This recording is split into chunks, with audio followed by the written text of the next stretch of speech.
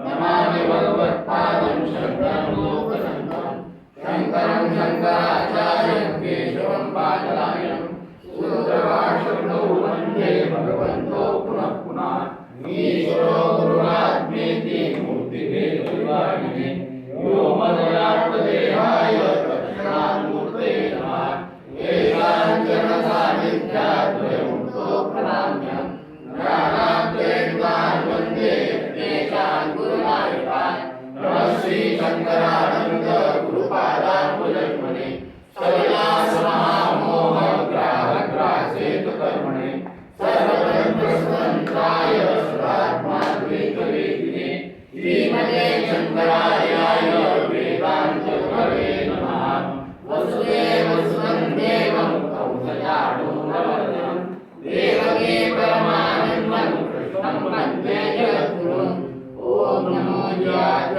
प्रेमप्रतिपाद्य जय जय संवेद्या एतां विभूति योगञ्च मम यो वेत्ति तत्त्वतः सोविकम्पेन योगेन युज्यते नात्र संशयः. म्हणजे जो आपला विभूती योग आहे जो संपूर्णपणे म्हणजे याचा अर्थ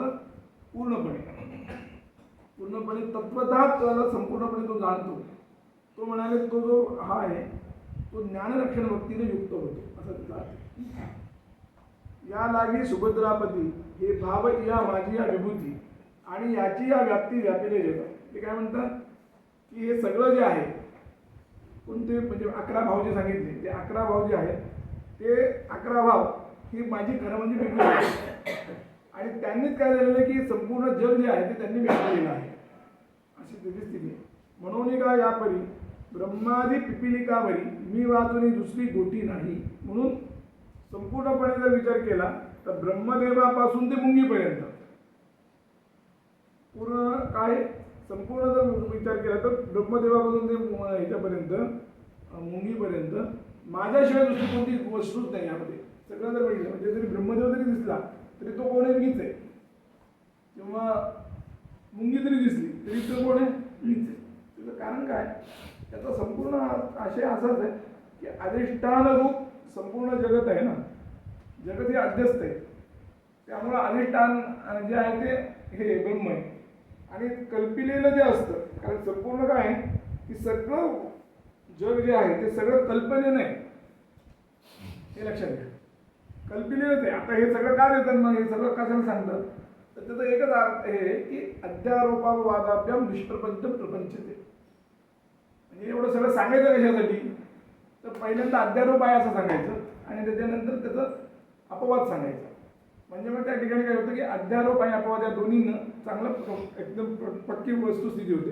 आणि मग त्याला निष्प्रपंच असलेलं जे जगत आहे किंवा निष्प्रपंच असलेलं जे ब्रह्म आहे ते पूर्णपणे त्याला दिसतं. म्हणून त्यांनी सांगितलं कारण आपल्या सगळ्यांची काय स्थिती आहे की आपल्याला हे जगत आहे असं आपल्याला वाटतंय. त्यामुळे आपल्याकडे संपूर्ण जो संस्कार आहे तो सगळा असा आहे की सगळे जगत आहे असाच संस्कार आहे दुसरा संस्कार नाही आहे. त्यामुळं त्याला म्हणावं लागतं की अध्यारोप करावं लागतं नाहीतर खरं करायची काही गरज नाही. म्हणून त्यांनी काय सांगितलं ब्रह्मादी पिपिलिका म्हणजे ब्रह्मादी मनुष्यापासून ते मुंगीपर्यंत सगळं मीच आहे म्हणाले माझ्याशिवाय कोणी नाही. याचा अर्थ काय झाला म्हणजे बाध सामान्यीकरण आलं. बाध सामान्यीकरण म्हणजे काय ते असं आहे की चोराचं स्थान म्हणजे जसं असतं की नाही एखाद्या ठिकाणी असं झाड तोडलेलं काही किंवा कोणतंही की त्या ठिकाणी आपल्याला असं वाटतं की हा चोर आहे पण त्या ठिकाणी होतो तो स्थाणू असतो की नाही. स्थाणू म्हणजे खांब. त्याप्रमाणे या चोराचं स्थाणू याप्रमाणे जे हे सगळं जे जगत दिसतं ते सगळं कोण आहे ब्रह्म आहे. याला म्हणतात हे म्हणतात बाध सामान्य म्हणतात. त्यासाठी ते सगळं सांगितलेलं. म्हणून ते म्हणतात की मी वाचून ही दुसरी गोष्टी नाहीच आहे, कारण या जगामध्ये माझ्याशिवाय कोणती गोष्टच नाही. म्हणजे याचा अर्थ असा की माझी माया जी आहे ती सुद्धा नाही आहे, असा त्याचा अर्थ. जे वेगळे विभूती वगैरे सगळे सांगितले हे सुद्धा कोण आहेत, हे सुद्धा मी माझ्या मायेनंच कल्पिलेले आणि मायेनंच हे सगळे झालेले, असा सगळ्याचा अर्थ आहे. म्हणून त्यांनी सांगितलं यापरी मी वाचून ही दुसरी गोष्टी नाही. ऐसे जाणे जो साचे तया चेहरे जहाले ज्ञानाचे म्हणून उत्तमाधम भेदाचे स्वप्न न देखी. आणि ज्याला हे पूर्णपणे साच म्हणजे याचा अर्थ पूर्णपणे सत्य, त्याला संपूर्णपणे सत्याचं ज्ञान होतं, किंवा ज्याला संपूर्णपणे असं म्हणून सत्यत्वाने त्याची प्रचिती येते. काही म्हणा एकच, सत्याचं ज्ञान होणं काय आणि सत्यत्वानं प्रचिती होणं एकच. तर याप्रमाणे जो होतो त्यामुळे त्याच्या ठिकाणी काय होतं म्हणाले, त्या ठिकाणी तया चेहरे जहाले ज्ञानाचे, म्हणजे त्या ठिकाणी त्याचं ज्ञानाची जागृती झाली असा त्याचा अर्थ आहे. त्याला जो सत्य म्हणून समजतो सगळं, म्हणजे वरचं जे फापट पसार आहे, वरचं कोणी असो, ब्रह्मदेव असेल नाही तर मुंगी असेल, ते त्याच्यात तो बघत नाही. त्यात कोण बघतो, तो वासुदेव सर्वमिती. वासुदेव सर्वमिती म्हणजे काय, ते तेच आहे ना. वासुदेव सर्वमितीचा काय अर्थ, तोच आहे की सगळ्या ह्याच्यामध्ये वासुदेव आहे. तसं ब्रह्मदेवापासून ते पिपिलिकापर्यंत जेवढे काही आहेत, पिपिलिका म्हणजे माशी किंवा मुंगी, तिथपर्यंत जेवढे काही आहेत ते सगळेच्या सगळे कोण आहेत म्हणले माझ्याशिवाय कोणी नाही आहे. तर याप्रमाणे जो पाहतो त्याला काय म्हणतात, ज्ञानाची जागृती झाली असं म्हणतात. आणि एकदा त्याची ज्ञानाची एकदा जागृती झाली की मग त्याला उत्तम अधम किंवा अधमाधम वगैरे अशी काही म्हणता येईल असं स्वप्नच पडत नाही. काय म्हणजे त्याला असं स्वप्न पडत नाही, याचा अर्थ असा की याला याचं उत्तम ज्ञान आहे, याचं मध्यम ज्ञान आहे, याचं अधम ज्ञान आहे, असं काही होत नाही. सगळ्याला त्याला एकच वाटतं, ते म्हणजे काय, सगळीकडे तो काय पाहतो, ज्ञानच पाहतो. त्यामुळे इतरांची जी आपण करतो की नाही हे उत्तम आहे हे अधम आहे ते काहीच होत नाही. ते त्यांनी सांगितलं. म्हणून उद्देश काय कुठला विभूती जे सांगितलेले आहे हां, त्याच्यामागचा उद्देश विभूती सांगण्याचा मागचा मुख्य उद्देश हाच आहे की मला या रूपामध्ये तुम्ही पहा, कोणत्या तरी रूपामध्ये पहा, एवढंच, दुसरं काही. ते चालेल. पण ऐसे जाणे जो साचे तया चेहरे झाले ज्ञानाचे म्हणून उत्तमाधम भेदाचे स्वप्न न देखे मी माझी या विभूती, ते बघायला आणि अधिष्ठिली या व्यक्ती हे आगवे योग प्रतीती एकची मानी. खरं म्हणजे आपलं काय आहे, माझी जी विभूती आहे, माझी विभूती आणि अधिष्ठिली जी व्यक्ती, हे खरं मला पाहायला गेलं तर काय म्हणाले, हे सगळं एकच आहे, बाकी कोणी नाही. म्हणजे मी आणि माझी विभूती कोणी असो, म्हणजे मी आणि कश्यप ऋषी आहे तर तो काय अभिन्नच आहे. मी आणि सप्तर्षी आहे ते कोण आहे, अभिन्नच आहे, त्याचा असा अर्थ. त्यामुळे त्यांनी सांगितलं हे आगवे योग प्रतीती, हे सगळे कशी प्रतीती म्हणजे योगाची प्रतीती. योगाची प्रतीती म्हणजे काय, या योगाच्या ज्ञानाने ते पाहिलं पाहिजे. म्हणजे जसं म्हणतात की नाही, योगाचं ज्ञान याचा अर्थ असा की चक्षुष्मान जे असतात तेच फक्त पाहतात, इतर पाहत नाही, असे अनेक वेळा बोलले जातं. किंवा जप पंडित हा, जप पश्चितीचा पंडित हा, जो पंडित आहे तोच फक्त पश्चित पाहतो. याचा अर्थ काय, याचा अर्थ हा की त्यातलं जे अभिन्नता आहे ती ज्याला दिसते तो चक्षुष्मान असतो, दुसऱ्याला कोणाला दिसत नाही, म्हणून त्याला काही कोणी त्याला चक्षुष्मान म्हणत नाही. तसं किंवा ह्याच्यातही आपल्याकडे सांगितले ना काय की एवं युवतय सध्या पुरुषत्व प्रपिते, पुष्कळ वेळा सांगितले बघा की जे युवती होत्या त्याच्यामध्ये सप्तशतीमध्ये सांगितले की युवता या होत्या, त्या युवती म्हणजे कोण तर महालक्ष्मी, महाकाली आणि महासरस्वती, ह्या तिघं होते. या तिघांनीच काय केलं म्हणाले, हेच सगळे एवं युवतया सध्या पुरुषत्व प्रवेश, त्यात युवती काय झाल्या, पुरुष झाल्या, पुरुषत्वाला झाल्या, म्हणजे काय पुरुष झाले. आता हे कसं करणार, हे कोणाला दिसतं, चक्षुष्मंतून पश्यंती नेतरेतच विदोजना. हा ते त्याला कोण पाहतं म्हणाले तर जो डोळे आहेत तोच माणूस पाहतो म्हणाले, इतर कोणी पाहत नाही. म्हणजे काय अर्थ, त्याचा अर्थ काय हाच की या दोन्हीमध्ये अभेद आहे. युवतीच ज्ञानदृष्टीने ते पाहिलं पाहिजे असा त्याचा अर्थ. तसंच इथं पण मी हे आगवे योग प्रतीती, याचा योग प्रतीतीचा अर्थ तोच आहे की ज्याला ज्ञानदृष्टी आहे तोच त्याप्रमाणे पाहिजे, नाही तर अन्यथा नाही पाहणार. एकची मानी, एकच आहे वस्तुता. म्हणून निशंके येणे महायोगे मज मीनला मनाचे अंगे येत संशय न करणे लगे तो त्रिशुद्धी झाला. एवढंच नाही तर म्हणाले की निसंशयपणे, निशंकपणे, पूर्णपणे अभिन्नतेनंच माझं पाहिलं पाहिजे म्हणाले. म्हणजे ते आणि मी असं अभिन्न आहोत, त्याच्यामध्ये अजिबात हे करायचं नाही. प्रमाद, भ्रमप्रमाद रहित असा अर्थ केला त्यांनी. ऐक्य ज्ञानानं त्याप्रमाणे केलं तर काय होतं म्हणाले, भ्रमप्रमाद अशा ऐक्य ज्ञानाने जर समजा तो सगळीकडे पाहायला लागला, तर कामाची जरी वृत्ती त्याच्या ठिकाणी आली किंवा कोणती वृत्ती आली, म्हणजे जसं आता आपण मागे बघितलं, कोट्या कामात भयात पुंसा, देशात चैत्याद जीवन रूपा, संबंधात दृष्ट स्नेहात वियोग भक्त्या भजन विभो, या सगळीकडे वेगवेगळे कारणं सांगितली. पण हे सगळे त्याच्यानंतर गेले त्याच्याकडे, आणि त्याच्यानंतर काय झालं की त्या ठिकाणी काम वगैरे सगळे निघून गेलं आणि फक्त भक्ती राहिली की नाही. तसं म्हणाले कामादी वृत्ती अशा पद्धतीनं संपूर्णपणे जर तुम्ही पाहिलं की संपूर्णपणे काय आहे की हा अभिन्न आहे, सगळीकडे कुठेही पाहिलं तर तोच एक दिसतो, बाकी कोणी दिसत नाही, असं ज्यावेळेस त्याला लक्षात येतं. आणि मग त्यावेळेस तो कामादी वृत्तीनं जरी त्या ठिकाणी गेला तरी तो काय पाहतो, तो कामादी पाहत नाही हेच त्यांना म्हणायचं. पण तो काय होतो की माझ्याशी एकच रूप होतो, बाकी वय होत नाही. तो पूर्णपणे कामादी वृत्तीने जरी आला तरी तो माझ्याशी एकच रूप होतो. आणि त्यामुळे काय होतं, एक संशय न करणे लगे, इथं संशय करायचा नाही म्हणाले, कारण का त्रिशुद्धी झाला, कारण तो पूर्णपणे त्रिशुद्धीनं झालेला, म्हणजे किंवा त्रिकाल ज्ञान झालेलं आहे त्याला, असं त्याचा अर्थ आहे. किंवा त्रिकालावादी सत्य हेच आहे असा त्याचा अर्थ आहे.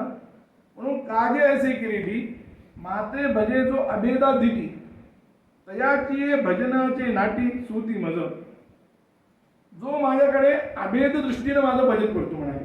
काय अभेद दृष्टीनं जो भजन करतो, म्हणजे यातलं सगळं जे आहे ना, हे हीच पुढं यांनी सांगितलं की हेच भक्तियोग आहे म्हणून सांगितले. म्हणजे आता सगळीकडे काय आहे तर भक्तियोग म्हणजे कोणता, तर हा भक्तियोग की जो अभेद दृष्टीनं न्याय हे करतो. अभेद दृष्टीने जो माझं भजन करेल, तर त्यावेळेस म्हणाले त्या प्रवेशनामध्ये अभिनयाचं ज्यावेळेस हे असतं किंवा त्याचा भजनाचा जो अभिनय असतो, त्या अभिनयामध्ये माझा सुद्धा प्रवेश होतो म्हणाले. आणि त्याप्रमाणे तो ज्या पद्धतीनं तो मला नाचवेल त्याप्रमाणे मी नाचतो म्हणाले. अशी एवढी माझी ही स्थिती असते म्हणाली. म्हणून म्हणून अभेदू जो भक्तियोगू, जो भक्तियोग आहे तो कोणता आहे, अभेदच आहे, बाकी काही नाही म्हणाले. ते तर शंका नाही ए फंगू, तो खंगू म्हणजे तेथे शंका कोणी घेऊन म्हणाले. शंकरिता ठेला तरी चांगू, तो सांगितले षष्टी. समजा एखाद्या जर अशाच अभेद दृष्टीनं भजन करत करत करत तो राहिला आणि भजन करता करता समजा त्याचं आयुष्य संपलं आणि तो गेला, तरी सुद्धा म्हणाले त्याची काही हे होत नाही, काय त्याचं जे मला म्हणता येईल त्याची जी साधना आहे ती पूर्ण झाली नाही. म्हणून आता झाले साधना पूर्ण नाही झाली, मग काय तर ती त्याची राहत नाही, ती साधना पुढल्या जन्मी सुद्धा त्याची पूर्ण होते. ते त्यांनी सांगितलं, ते सांगितले शेट्टी म्हणजे शुद्ध ह्याच्यामध्ये, म्हणजे जे योगी असतात की नाही, मागे बोलले शुची नाम श्रीमतांगे हे योग भ्रष्टो विजायते अथवा श्रीमतांग योगी भवती जन्म धीमता अर्थ की नाही, की एक तर तो चांगल्या श्रीमंत घरात तरी जन्मतो किंवा अत्यंत ज्ञानी घरात तरी जन्मतो, असं सांगितलं नाही. ते सगळं सांगतं. म्हणून ते करिता सांगितले ते षष्टी, म्हणजे योगाच्या दृष्टीनं त्याचं तेवढा जन्म जरी झाला तरी पुढल्या जन्मी त्याचं पुन्हा तसंच राहतं आणि त्यानुसार तो हे होतो, असं त्याचा अर्थ आहे. म्हणून त्यांनी सांगितलं करिता ठेला तरी चांगू, ते सांगितले षष्टी. षष्टी म्हणजे षष्टाध्यायात सांगितलं. आणि ते कोणत्या सांगितलं ते आहे ना, शुचीनाम श्रीमतांगे हे योग भ्रष्टोवी जायते. म्हणून तोची अभेदो कैसा, आता ते जाणावं या माणसा सांद झाली तरी पर्यंत बोली दिलं. आता ते म्हणतात की हे सगळ्यांच्या ठिकाणी अभेद दृष्टी सांगायचं सांगितलं, पण ते अभेद असतो कसा, त्यात कोणता हे करावं, त्याची माझ्या ह्याच्या मनामध्ये हे आली शंका आहे. कोणाच्या मनामध्ये, अर्जुनाच्या मनामध्ये शंका आली. त्यामुळे ते म्हणतात की तुला जी शंका आलेली आहे ती मी हेरली म्हणाले आणि मीच तुला आता याचं उत्तर देतो म्हणून ते म्हणले अहम सर्वस्य प्रभव मत्त सर्वम प्रवर्तते इति मत्ता भजन्ते ना बुधा भाव समन्विता. जो कोणी आहे तो मी सगळ्या जगाचं उत्पत्तीचं कारण आहे, सगळी उत्पत्ती किंवा सगळी प्रवृत्ती माझ्यापासूनच होते. आणि त्यामुळं जो ज्ञानीपुरुष अत्यंत श्रद्धा प्रेमयुक्त होऊन जो मला भजन करतो, तो भजन जो आहे तो अत्यंतपणे सगळे भूत जे आहेत ते सगळे अशाच पद्धतीने माझं भजन करतात, असा त्याचा अर्थ आहे.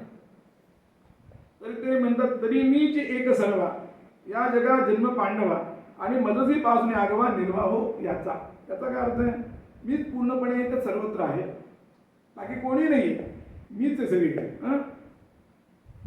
सर्व जगाचं उत्पत्तीचं स्थान मीच आहे, बाकी काहीच नाही म्हणाले. म्हणून या जगात जन्म पांडवा, म्हणजे या जगाचा जो जन्म झाला तो कोणापासून झाला म्हणले, माझ्यापासूनच झाला. आणि मधपासूनही आगवा, आणि या संपूर्ण जगाचं जे चालतं, जग जे चालतं ते कोणापासून चालतं, माझ्यापासूनच चालतं म्हणाले. म्हणून आणि जगामध्ये जी आगवा निर्वाह हो याचा निर्वाह जो होतो तोही माझ्यापासूनच होतो म्हणाले. म्हणून कल्लोळ माळा अनेका जन्मजेवीचे पहिला आणि तया जळची आश्रयो तरंगा जीवन ही जळ. जसं म्हणाले एका ह्याच्यामध्ये पाण्यामध्ये तरंगाचं अत्यंत हे होतं की नाही, म्हणून कल्लोळ माळा म्हटले. म्हणजे कल्लोळाच्या अनेक माळा अशा तरंगतात आहे की नाही. त्याला आधारही त्याचा पाणीच असतं आणि त्याचा जन्मही त्या पाण्यातच होतो आणि नंतर जातं ते त्याच्या पाण्यातच जातं की नाही. त्याप्रमाणे म्हणाले तर त्याप्रमाणे हे संपूर्ण हे ऐसे आगवाचे ठाई तर या जळची जेवी पाहिजे त्या तैसा मी वाचुनी नाही विश्वही. म्हणून या सगळ्या जगामध्ये जर पाहिलं तर तरंगामध्ये सर्वांगात पाणी असतं, त्याचप्रमाणे संपूर्ण विश्व जे आहे ते कोण आहे, मीच आहे म्हणायला काही येत नाही. सगळं म्हणजे विश्वाची उत्पत्ती सुद्धा मीच आहे, विश्वाचं स्थिती पण मीच आहे आणि विश्वाचा संवाद जो आहे तोही मीच आहे, असा त्याचा अर्थ आहे. म्हणजे याचा अर्थ असं की त्यांनी हे सांगितले ना काय सत्यपी भेदा पगमे नाथ तवाहन नमाम की नसतो सामुद्रो ही तरंग क्वचन समुद्रो न तारंग. की जरी माझा आणि तुझा भेद जरी गेला, सत्यपी भेदा पगमे भेद जरी गेला तरी मी तुझा आहे तू माझा नाहीस असं त्यांनी सांगितलंय. पण ते तेवढं फार सामान्यपणे सांगितलंय. खरं म्हणजे असं की जो ब्रह्म आहे तेच जीव आहे आणि जे जीव आहे तेच ब्रह्म आहे, त्याच्यात काही कोणी नाही आहे याचं नाही. म्हणून ती म्हणजे सत्यपी भेदा कमी आपली जी आहे ना ती काही सामान्यपणे सांगितलेली स्थिती ती पूर्ण नाही आहे. पण त्यातला एक महत्त्वाचा मुद्दा आहे मात्र की ज्याप्रमाणे तरंग जे असतात ते त्याच्या ठिकाणी असतात की नाही, पाण्याच्या ठिकाणी असतात आणि पाणीचंच सगळं हे होतं म्हणजे त्याचा आधारही तोच असतो, पाणीच असतं, सगळं असतं. त्याप्रमाणे मी पण या संपूर्ण जगाचं हे आहे, विश्वाचा पूर्ण विश्वाचा जगाचा या शब्दाचा अर्थ पूर्ण विश्वाचा जो आहे तो मी आधार आहे म्हणाले. म्हणून मी ऐसे आगवाची नाही तर या जळची जेवी पाही, ज्याप्रमाणे जळच या सगळ्याचं असतं त्याप्रमाणे म्हणजे त्याचा मी वाचली नाही विश्व ही ऐसी या व्यापक माते, जो अशा पद्धतीनं पूर्णपणे व्यापक चिंतन करतो, एका ठिकाणी नाही तर सगळीकडे. मानुनी जे भजती भलती ते जे या पद्धतीनं मला व्यापक समजतात आणि त्या समजून त्या पद्धतीनं ते त्याचं प्रेम भजन करतात म्हणाले, तेव्हा ते काय होतात म्हणाले परी चाचो कार्य होती ते प्रेम भावे. मग त्यावेळेस त्यांच्या ठिकाणी पूर्ण प्रेमभाव उदित होतो, त्याशिवाय होत नाही म्हणाले उदित. म्हणजे जे याचा अर्थ असा आहे की संपूर्णपणे व्यापक असा जो परमात्मा आहे त्या परमात्म्याचं संपूर्णपणे दृष्टी जोपर्यंत तुमची होणार नाही तोपर्यंत तुमच्यामध्ये खरा प्रेमभावच उत्पन्न होणार नाही, असा त्याचा अर्थ आहे. खरा काय प्रेमभावच उत्पन्न होणार नाही. जरी तुम्ही काही म्हणत असाल की यानं काही होईल तर ते काही थोडेफार तुम्हाला अनुभव येतील. म्हणजे एकाच ह्याच्यामध्ये काय म्हणता येईल एका म्हणजे तसं म्हणतं की आपले हे जे होते की नामदेव पहिल्यांदा कसे होते की फक्त ते काय म्हणायचे की फक्त विठ्ठल एकाच ठिकाणी आहे, कुठं पंढरपुराच्या मंदिरात, बाकी कुठे नाही असं म्हणायचे की नाही. म्हणून त्यामुळे त्यांना काय झालं की सगळ्यांनी एकदा ठरवलं की हे कच्चं मडके म्हणून आहे की नाही, कच्चं मडके ठरवलं. मग ते आले याच्याकडे विसोबाकडे, नंतर आले. पहिल्यांदा ते तिथून आले इकडं पंढरपूरमध्ये येऊन त्यांनी आपलं सगळं गाराणं सांगितलं कुणाला, पांडुरंगाला, की काय म्हणे हे सगळं मला असं म्हणतायत तसं म्हणतात वगैरे. त्यावेळेस त्यांनी सांगितलं की जरी असं असलं तरी खरोखर तसंच आहे म्हणाले की जोपर्यंत तुम्हाला माझं स्वरूप समजणार नाही तोपर्यंत खरा प्रेमभावच नाही म्हणाले. आता या सगळ्यातला महत्त्वाचा प्रश्न हाच आहे की तो एक व्यापक असा परमात्मा आपल्याला समजला पाहिजे तरच खरं. मग त्यांनी सांगितलं की इकडे जा, विसोबाकडे जा. मग विसोबाकडे गेले, मग ते औंढ्या नागनाथला वगैरे आले, अशी प्रसिद्धी आहे. तर सगळ्याचा परिणामाचा अर्थ काय याचा की जोपर्यंत व्यापक परमात्मा असा समजत नाही तोपर्यंत तुम्हाला प्रेमभावच उत्पन्न होत नाही. आणि हेच सांगितलं त्यांनी ऐसिया व्यापका माते मानवनी जी भजती भलते ते परी सातोकारी होती ते प्रेम भावे. प्रेमभाव केव्हा उत्पन्न होतो? ज्यावेळेस त्याला व्यापक प्रमाणात समजतो तोपर्यंत नाही म्हणून म्हणाले. म्हणून त्यांनी सांगितलं. मग त्या काळात त्या ठिकाणी काय होतं म्हणे, देश काळ वर्तमान आगवे मजसी करूनी अभिन्न जैसा वायू होऊनी गगनीची विचारे. ज्याप्रमाणे वायू हा असतो की नाही, तो गगनामध्येच राहतो आणि गगनाच्या ठिकाणी पूर्णपणे विचरण करतो की नाही, आणि गगनच होतो तो. त्याप्रमाणे म्हणाले देश काळ त्याच्या म्हणजे वर्तमान हे सगळं काय करायचं म्हणाले, माझ्याशी अभिन्न करायचं. म्हणजे याचा अर्थ पूर्णपणे माया अभिन्न करायची. त्याचा अर्थ आहे बाकी काहीच नाही. काळ तरी काय मायाच आहे, देश तरी काय मायाच आहे. म्हणून देश काळ वर्तमान आगवे मजसी करूनी अभिन्न हे सगळे काय करायचे, अभिन्न करायचे. कोणाशी? मजसी, माझ्याशी अभिन्न करायचं. आणि जैसा गगनीची विचारे याप्रमाणे माझं भजन करत राहायचं म्हणाले. तर तेव्हा होईल. ऐसेनी जे निज ज्ञानी खेळत सुखे त्रिभुवनी जगद्रूपामनी साठवणी माते. अशा अभेद भजनानं ज्यावेळेस तो करेल त्यावेळेस तो आत्मसाक्षात्कारी झाला असं म्हणायचं. तोपर्यंत नाही. आत्मसाक्षात्कारी जो पुरुष होतो तो या पद्धतीने होतो.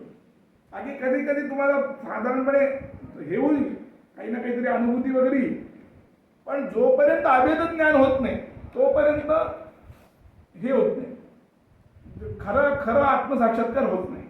आणि ते खरंही आहे की जोपर्यंत अभेद ज्ञान होत नाही तोपर्यंत जगाच्या मिथ्यात्वाचा निश्चय होत नाही.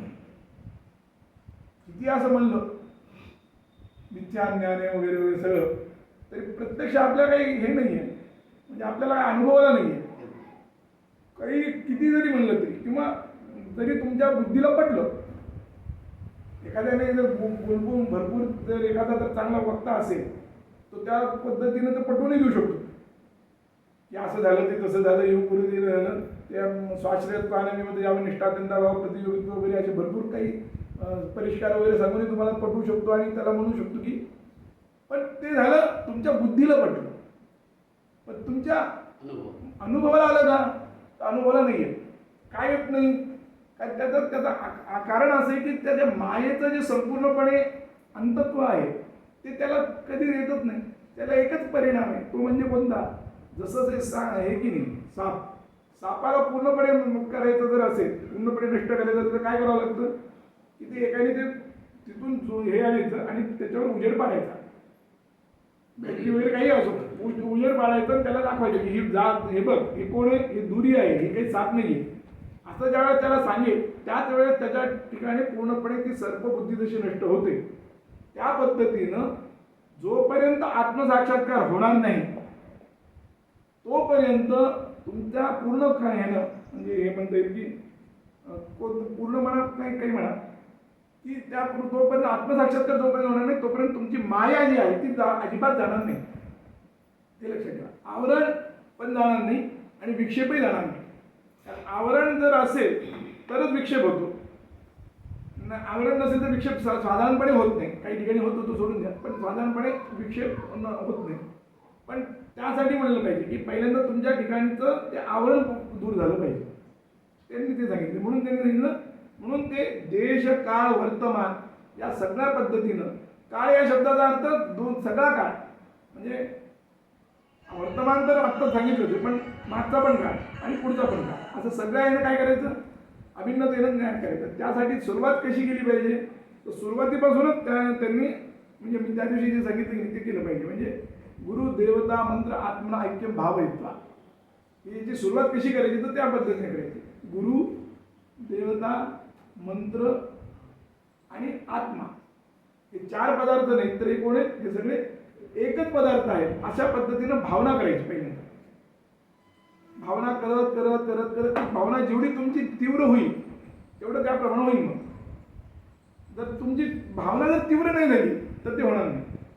म्हणून त्यांनी सांगितलं की की ऐसे जे निज ज्ञानी खेळत सुखे त्रिभुवनी. मग ते असं असतं की एकदा त्याला आत्मसाक्षात्कार पूर्ण झाला, चांगला आत्मसाक्षात्कार झाला, मग तो काय होतो, तो जगद्रूप अशा मनामध्ये आपल्याला आपला पूर्ण मनात साठवतो. म्हणजे जगद्रूप म्हणजे काय, जगाला खरं हे करायची गरजच नाही आहे, पण ते म्हणता येतं म्हणून ठीक आहे.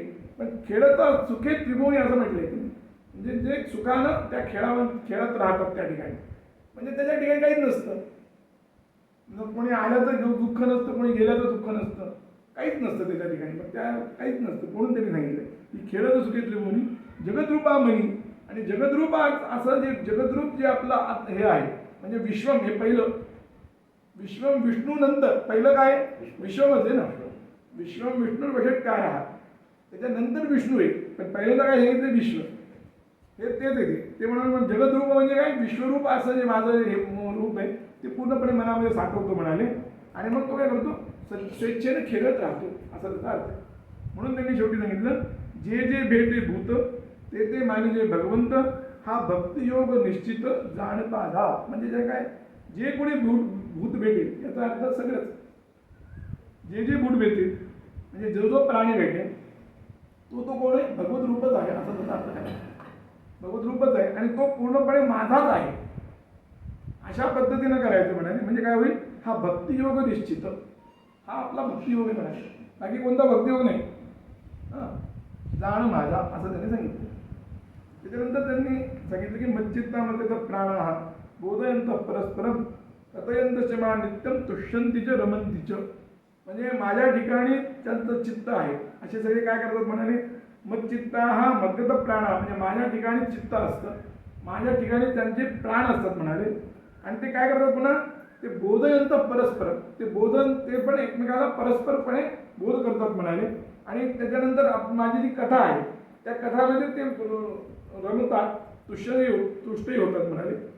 कथयंतच मान नित्य म्हणजे नित्यपणे आपली कथाही करतात आणि त्याच्यामध्ये तुष्यंती म्हणजे संतुष्टही होतात आणि रमंतीच्या म्हणजे त्या ठिकाणी रमतात असं त्यांनी सांगितलेलं आहे.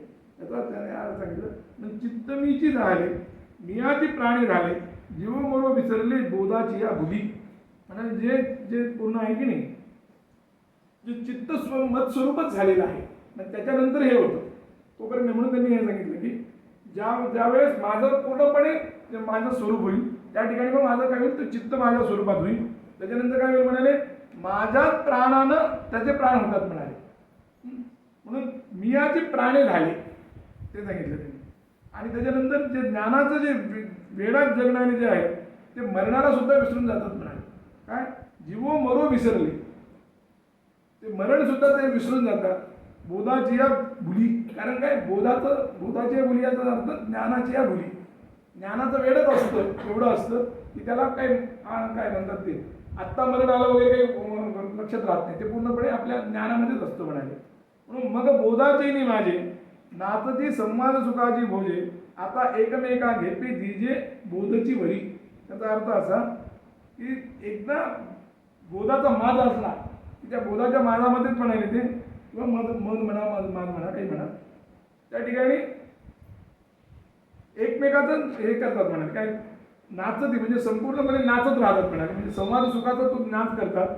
त्याच्यानंतर याशिवाय परस्परात एक संवाद सुख जे आहे ते आवडीने परस्परांना एकमेकाला ज्ञान देत राहतात असं त्यांनी केलं. म्हणजे एक हे सगळं जे आहे ना एकदम बघायचं जर झालं तर सदग सनंदन सनातन आणि सनतकुमार आहेत की नाही त्यांच्यात जसं चालतं की नाही एक जण झालं नंतर बाकीचे दोघं तिघं बसले पुन्हा एक जण आलं पुन्हा बसले असं जसं चालतं तसं हे की जे जे पूर्णपणे मज्जित्ता मद्गत प्राण असे झालेले असतात ते पुन्हा ते आपल्या ह्याने आपलं ज्ञान देत राहतात वाटत राहतात. त्यामुळे त्यांनी सांगितलं आता एकमेका घेतली जी जे बोधची बरी काय देतात म्हणाले ते बोधच देतात बाकी काही देत नाही. बोधच देतो त्याच्याशिवाय दुसरं होत नाही. जैसे जवळकेचे सरोवरे उत्तम म्हणे या कालवती परस्परे मग तरंगाचे जवळारे तरंगाची होती याप्रमाणे म्हणाले जवळजवळ असलेली जी तळी असतात की नाही ते काय करतात भरपूर पाण्यानं उतमळून येतं ते आणि मग त्याकडे होतं काय होतं दोन्ही पाणी एकमेकांमध्ये मिसळून जातं आणि मग त्या ठिकाणी काय होतं सगळंच एकच होतं की नाही. ज्याप्रमाणे त्या लाटा एकमेकांच्या लाटामध्ये एकदम मिसळून जातात आणि पूर्णपणे लाटच होऊन जाते त्याप्रमाणे मग तरंगाचे जवळारे तरंगाची होती ते तरंगच होतात. त्याप्रमाणे तैसे एर एराची मिळणी पडत आनंद कल्लोळाचे वेणी ते बोधाची लेणी बोधेची मिरवी. याचा सगळ्याचा अर्थ काय माहिती का बोध म्हणजे ज्ञानाचं सगळं करण्याचं म्हणणारे. त्यामुळे भक्त जे आहेत ते भक्त जे असतात ते परस्पर एकमेकाच्या भेटीमध्ये इतके आनंदित होतात त्यांचे उचमळून येतं म्हणाले ते. आणि त्यामुळे काय होतं की त्यांचे परत आनंद कल्लोळाची लेणी त्यांच्या ठिकाणी त्यांना पुष्कळ असा आनंद कल्लोळ होतो म्हणाले.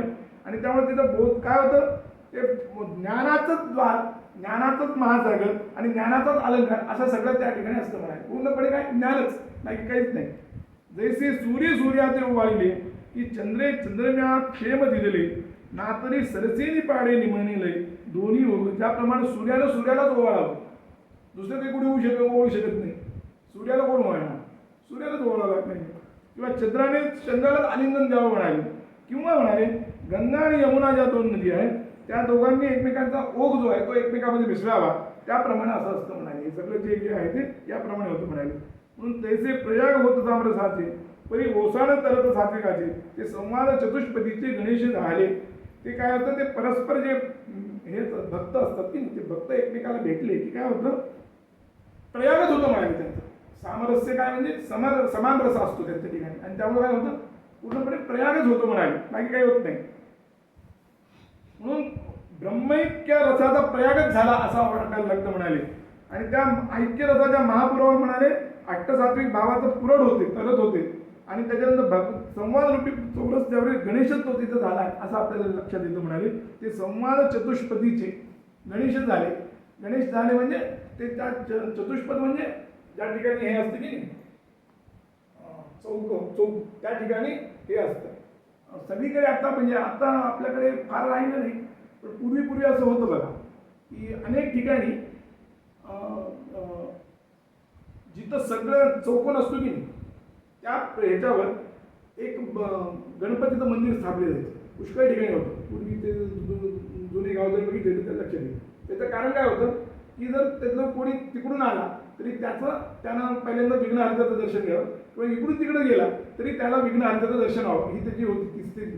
म्हणून ते सगळीकडे पहिल्यांदा गणपतीचं मंदिर करायचं ते सांगतात. ते तैसे संवाद चतुष्पदीचे गणेशाचे झाले म्हणजे ते गणेश झाले याचा अर्थ त्याप्रमाणे ते गणेश विघ्नहर्ता जो असतो त्याप्रमाणे हे पण झाले असा त्याचा अर्थ.